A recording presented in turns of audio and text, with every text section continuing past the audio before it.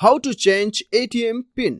नमस्कार दोस्तों, स्वागत करता हूं आप सभी को टेकीराज यूट्यूब चैनल पर। आज के इस वीडियो में हम सीखेंगे कि कैसे आप कैथलिक सायरन बैंक या फिर किसी भी बैंक का एटीएम पिन को कैसे बदल सकते हैं।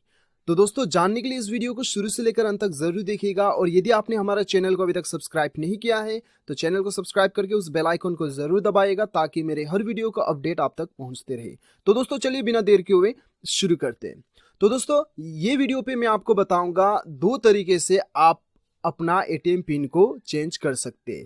यानी कि एक केस ये होता है कि दोस्तों, आपको अपना एटीएम पिन जो है बहुत पुराना लग गया है और आप जो है नया एटीएम पिन जनरेट करना चाहते हैं, चेंज करवाना चाहते हैं। एक तो ये केस होता है और दूसरा केस होता है कि आप अपना एटीएम पिन भूल चुके हैं और आप रिकवर करना चाहते हैं।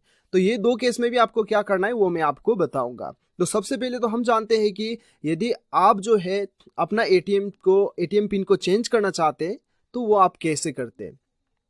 तो सबसे पहले तो आप अपना एटीएम में जाएंगे और एटीएम में जाने के बाद आपको स्वाइप करना होगा आपका एटीएम। उसके बाद में आपको यहाँ पे बताया जाएगा कि आपका लैंग्वेज चूज करने के लिए, ठीक है। तो आपका लैंग्वेज जो भी है वो आप चूज कर लीजिए यहाँ से। उसके बाद में आपको अपना पासवर्ड भरना होगा, ठीक है। तो दोस्तों, ये पहला वाला जो है आपको पासवर्ड याद है और आप नया पासवर्ड बनवा रहे हैं, ठीक है।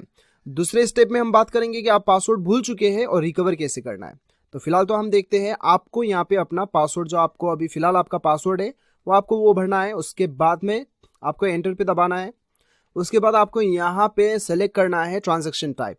यहाँ पे पिन चेंज का ऑप्शन दिखाई दे रहा होगा आपको। जरूरी नहीं है कि यहीं पे दिखाई दे, यहाँ पे या फिर कहीं भी आपको दिखाई दे, पिन चेंज का ऑप्शन आपको क्लिक करना होगा, ठीक है। उसके बाद आपको यहाँ पे नया पिन आपको बनाना होगा। नया पिन आप जो भी बनवाना चाहते हो वो यहाँ पे भर दीजिए। उसके बाद फिर से वो पिन भरिएगा यहाँ पे। उसके बाद एंटर करने के साथ साथ आपका जो है पिन सक्सेसफुली चेंज हो जाएगा। तो दोस्तों, ये तो था आपको पासवर्ड याद ही था और दूसरा आप पासवर्ड बना रहे थे, ठीक है। पिन कोड याद था और नया पिन कोड आपने बना लिया। लेकिन दूसरा केस में आपको क्या करना होता है दोस्तों, दूसरा केस में क्या करना होगा, आपको नीचे डिस्क्रिप्शन पे एक लिंक मिलेगा। मैंने एक आर्टिकल का लिंक शेयर किया है, वो लिंक को क्लिक कीजिएगा तो वो आर्टिकल में जाने के बाद में इंडिया का सारा बैंक का आपको वहां पे टोल फ्री नंबर मिल जाएगा, ठीक है।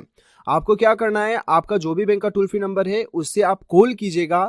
कॉल करके कस्टमर केयर को बताइए कि आपको अपना एटीएम का जो है पिन जो है वो आपको चेंज करवाना है, आप भूल चुके हैं।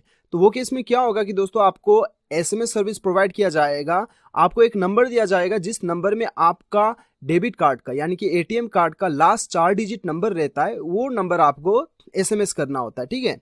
आपको कस्टमर केयर जो नंबर देगा वो नंबर पे आपको आपका एटीएम का 4 डिजिट लास्ट नंबर भेजना होता है और आपको अपना पासवर्ड जो है एसएमएस के जरिए से ही मिल जाएगा। इस प्रकार से आप रिकवर कर सकते हैं।